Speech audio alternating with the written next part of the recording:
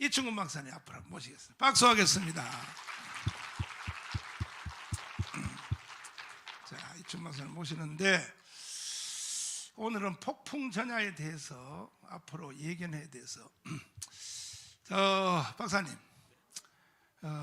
박사님 생각에는 3월 9일 날 대통령이 누가 될 것 같아요? 예측이.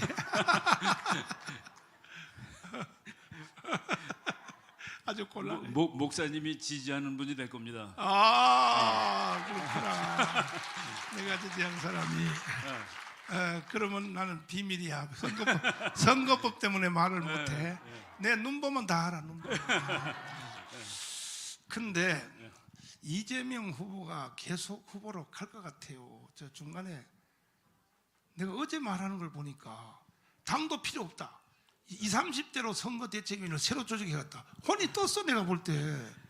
저래가지고 저거 되겠냐고 저거 내가 볼 때요. 참 난 정말 이야 참 무시무시한. 이게 조금 많이 듣는 사람이 많을 텐데 제가 그 테크닉을 써서 말씀을 드리자면은 내가 이렇게 본 뭐 이렇게 프로그램들이 많이 있는데 이 사람이 후보를 계속하고 싶지 않다는 그런 얘기를 자꾸 하는 것 같아요. 어떤 그 상괴라는 게 있습니다. 상식적인 괴. 예를 들어서 미국 사람이 미국에 상원의원 왔을 때 한국 너 때문에 우리나라가 일본한테 나라 뺏겼다라고 얘기를 했더라고요. 그런 말 하면 안 되지. 그죠? 맞아. 아니 그건 뭐 말을 하면 안 되는 게 아니라 틀린 말을 한 것이기 때문에도 문제가 되는 것이죠. 그거 예를 들어서 말이죠. 우리나라가 인구가 2천만인 나라가 군인이 8천 명이었습니다. 한국 망할 때. 그런 나라는 원래 망하는 거예요. 아이고야. 인구가 2천만인데 8천 명 가지고 나라를 지키겠다? 참. 그 나라 이 한국 때문에 자꾸 골이 아프니까 전 세계가 이걸 어쩌지 저걸 어쩌지 그러고 있었습니다. 아이고야. 근데 한국을 가져가고 싶어하는 나라 중에서 그 당시에 100년 전에 저 나라가 이걸 가져가면 절대로 안 돼 하는 나라가 러시아입니다. 러시아예요. 그러니까 영국이나 미국이 이 한국이 바보 같은 나라가 조선이 이게 러시아가 저걸 가져가게 되면은 큰일인데 그럴 바에는 차라리 일본이 갖는 게 낫겠다. 혼자서는 나라로서 기능을 못하고 세상에. 그래서 영국이 말이죠. 영국은 한 200년 동안 누구도 친구를 하지 않은 나라입니다. 영국은 영광스러운 고립이라고 그래가지고 영국은 독일 편도 아니고 프랑스 편도 아니에요. 그런데 그래서 영국은 누구하고도 동맹을 맺지 않는 나라인데 러시아가 조선을 가져가게 되면은 아시아가 위험해진다 그래가지고 일본하고 동맹을 맺어줍니다. 그래서 1902년에 일본하고 동맹을 맺고 영국의 군함을 얻은 일본이 러시아를 깨버리는 거예요. 그래서 일본이 한국을 갖는 겁니다. 그러니까 미국은 차라리 다행이다. 러시아가 갖는 것보다 훨씬 낫다. 영국이나 미국이 그렇게 생각한 겁니다. 자, 팩트예요. 이걸 요약하자면은 어차피 조사는 보니까 누가 먹어도 먹게 생겼어. 나라 자체를 유지를 못해. 군대가 8천만밖에 없어요. 8천 명밖에 안 되니까. 그런데 제일 먼저 먹으려고 덤비는 놈이 러시아라고 그래요. 이제 교수님 말씀에 의하면. 그 미국과 영국이 보니까 러시아가 조선을 먹으면 이거 골 때린단 말이에요. 그럴 바에는 차라리 일본이 먹는 일본이 차라리 한국을 컨트롤하는 것이 미국이나 영국한테는 더 낫겠다. 그뿐만 아니라 서양에 있는 소위 말해서 해양 강대국들이. 나는 오늘 이거 처음 배웠어요. 그렇습니까? 나는 그 샌프란시스코 조약을 왜 했는지 난 이해를 못했는데. 여러분 혹시 그 우리나라 지도 집에 가서 한번 보세요. 저쪽 그 한경북도 끝에 소련하고 17km가 붙어 있습니다. 우리나라 그 한경북도 끝에 두만강 끝에 그거 17km가 붙은 거가 중국이 쩔쩔맬 때 러시아가 뺏은 거예요. 그냥 뺏은 겁니다. 왜 뺏었냐면은 언제든지 한국으로 내려오려고. 그래서 그 두만강 끝에 보면은 17km가 러시아랑 붙어 있는데 그게 1860년에 러시아가 거기를 뺏어가지고 한반도로 들어오는 길을 터놓은 거예요. 그리고 그 옆에 도시를 하나 만드는데 그 도시 이름이 블라디보스톡입니다. 블라디보스톡을 우리말로 지금 번역하면은 동방의 정복자예요. 그 소련 그 당시에 나온 소련 교과서를 보면은 한국에서 제일 쓸만한 도시가 진해라고 써 있습니다. 진해를 가지면은 소련이 태평양 전체를 점령할 수 있다. 진해. 근데 진해까지 못 오더라도 그냥 직방으로 내려올 수 있는 데가 원산입니다. 여러분 집에 가서 지도 한번 중학생 지도 한번 보세요. 항구를 가지려. 예, 거기 저 두만강에 17km 붙어 있는 데서부터 이 원산까지는 직선으로 내려올 수 있게 돼 있습니다. 다 옆은 산이고 거기만 평지예요. 그러니까 소련군이 탱크 만 대가 한 줄로 서서 내려오면은 몇 시간 만에 원산까지 오는 겁니다. 우리나라가 다 그런 식으로 다 돼 있는 거예요, 역사가.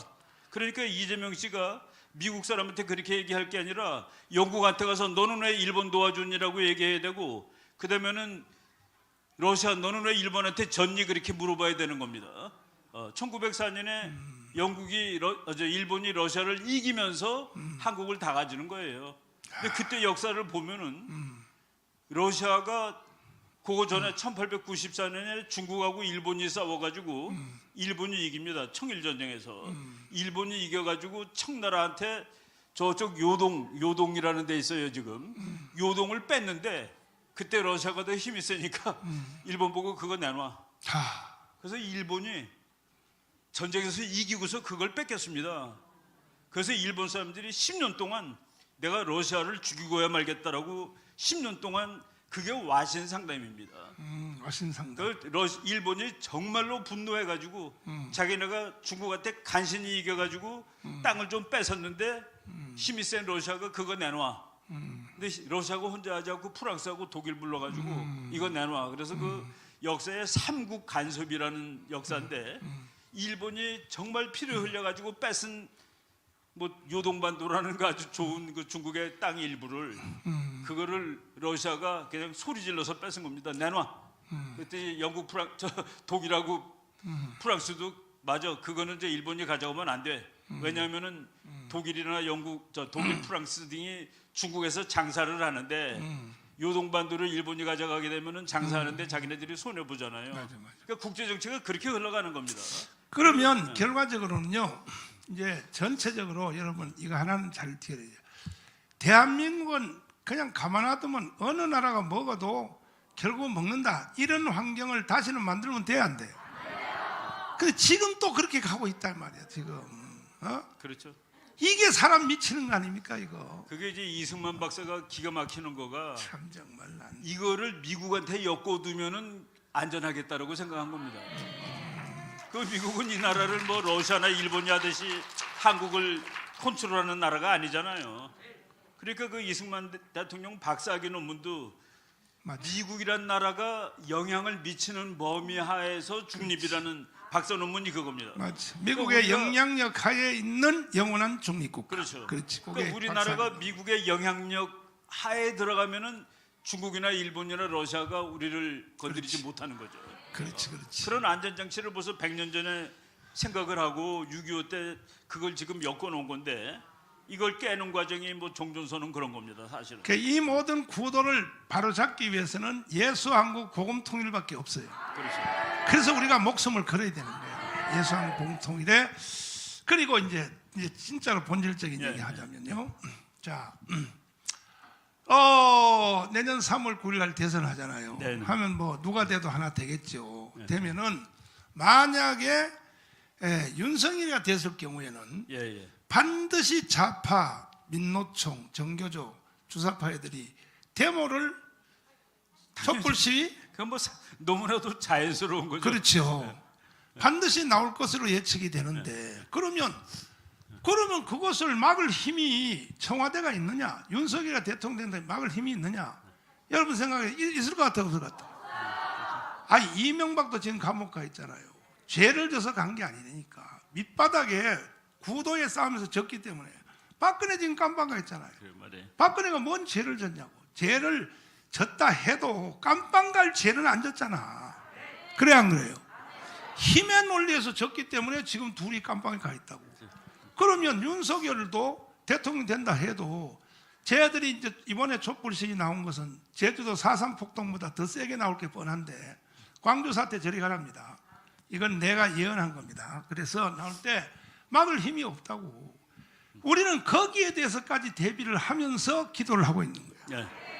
반드시 이번에는요. 이거는요. 촛불시 제들이 나올 때 저걸 막을 힘은 광화문 진력밖에 없습니다. 맞습니다. 여러분밖에 없는 거야. 아멘. 그래서 철저히 우리는 대비해서 아멘. 할렐루야. 예. 이렇게 이제 해야 되는데 박사님, 네. 박사님이 학문적으로 봐도 예. 또 제1의 국제정치학 전문가로 봐도 앞으로 대한민국 흘러가는 그 구도가 예. 난 지금 계속 내 그렇게 주장하는데 제주도 4.3 무장폭동, 예. 광주 사태 이상이 일어난다. 박사님 어떻게 생각하세요? 그 이제 그거는 정권을 잡았던 사람들이 정권을 놓치지 못합니다. 제가 그 미국에서 박사 시험 볼 때 혁명론을 제가 그 박사 시험에 답을 안 냈었는데 피 없이 혁명이 이루어지느냐? 답은 피 없이는 이루어지지 못한다가 답입니다. 제가 이렇게 그렇게 쓴 적이 있는데 정치 권력의 속성이 그래요. 그러니까 저 사람들은 이것을 그냥 쉽게 내놓지 않습니다. 그 투쟁이죠, 투쟁. 그러니까 자유의 나무는 피를 먹고 자란다라고 돼 있고 오늘 목사님 설교 중에도 우리 기독교 이것이 결국은 그 피를 통해서 고난을 받으면서 여기까지 큰 거거든요. 근데 이제 결국은 그 우리가 이기죠, 이깁니다. 저 세력들이 이 나라를 공산화시키고 북한에다 갖다 바치려고 그랬는데 저 사람들이 계산해서 착오한 거가 이쪽 힘 중에서 센 거를 약하다고 착각한 것이 미국의 힘과 우리나라 자유주의 세력입니다. 지금 목사님이 주도하시는 이 나라의 자유주의 기독교 세력이 자기네들이 생각했던 것보다 훨씬 셌던 거예요. 거기서 착각을 해가지고 자기네가 원하는 걸 아직까지 못한 겁니다. 뭐 기독교 신도들을 10분의 1로 줄이겠다는 뭐 그런 말 요새 나오잖아요, 그죠? 그렇지만 이게 그렇다고 줄어드나요? 이렇게 그 뭐 참 뭐 오늘 정말 그 감동받는 그런 설교를 했는데 우리가 그 하나님이 보이지 않는 힘을 주시는 것 같아요. 보이지 않는 힘을 지금 나는 그 노래를 오늘 처음 듣고 저는 오늘 그 노래 처음 들었는데 야 저런 가사가 다 있었구나 하고서 우리들이 살아가면서 그런 그 보이지 않는 힘을 느낍니다. 제가 어제 보이지 않는 힘을 느꼈는데 내가 이제 내일 아침에 신문에다 낼 글을 오늘 밤까지 이제 써서 보내면 되는데 제가 갑자기 내가 일요일 날 뭐 속된 신문에 세속적인 글을 쓰고 그러지 않아야 되겠다 해가지고 어제 저녁 때 쓰려고 그래가지고 우리 집사람한테 나 이제 글쓰기 시작한다 그러놓고 1시간 만에 다 썼습니다. 와 보이지 않는 힘이다. 그래서 내가 되게 빨리 썼다고 자부하고 나갔더니 우리 와이프가 다 하나님이 도와줘서 네가 이렇게 빨리 쓴 거야라고 그러더라고요. 그래서 맞아. 그게 보이지 않는 힘이구나 하고서 그거는요 진짜 나는 그걸 믿어요. 왜냐하면 내가 설교 막 떠드는 거 있잖아요. 이게 그냥 성령이 막 밀고 나오거든.